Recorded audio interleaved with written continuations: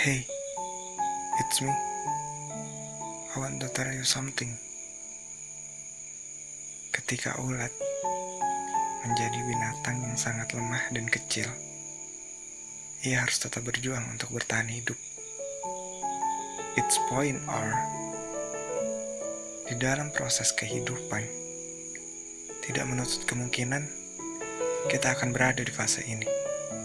Fase di mana kita seperti ulat,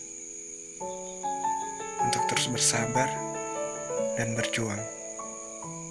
Because setiap fase di dalam kehidupan pasti akan berlalu.